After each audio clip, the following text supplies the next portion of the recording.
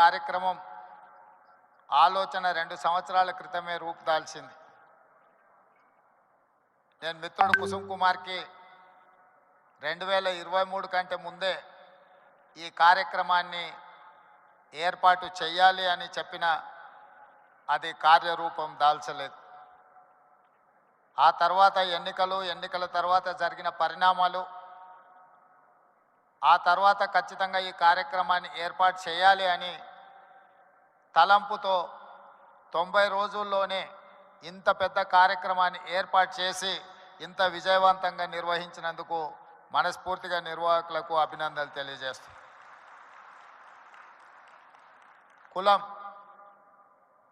కులం అనేది వృత్తిని బట్టి వచ్చేది. కమ్మ కులానికి కమ్మ అంటే అమ్మ లాంటి వాళ్ళ అనే ఆలోచన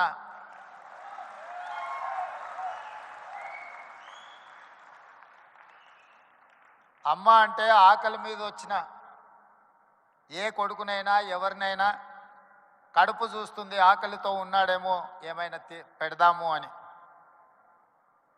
అందుకే కమ్మవారు భూమిని నేలను నమ్ముకొని వ్యవసాయం చేసి మట్టిలో నుంచి బంగారాన్ని తీసే పంటలు పండించి 10 మందికి సాయం చేసే కమ్యూనిటీ కమ్మ కులం.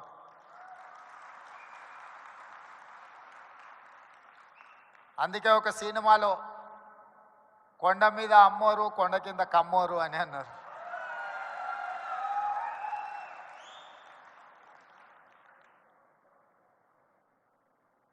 నేను మామూలుగా మా మిత్రులతో అంటుంటా, కమ్మాస్ ఎక్కడున్నారో మనం గుర్తుపట్టాలంటే పెద్ద రీసెర్చ్ చేయాల్సిన అవసరం లేదు. సారవంతమైన నేల, సమృద్ధిగా నీళ్ళు ఎక్కడ ఉంటాయో ఎత్తుకుతే అక్కడ తప్పకుండా కమ్మాస్ ఉంటారని చెప్పి, అది ఇవాళ కర్ణాటక అయినా, తమిళనాడు అయినా, తెలంగాణ అయినా, ఆంధ్రప్రదేశ్లో అయినా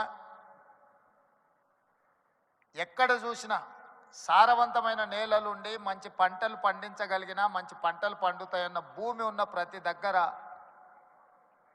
కమ్మ సోదరులు అక్కడ ఉంటారు.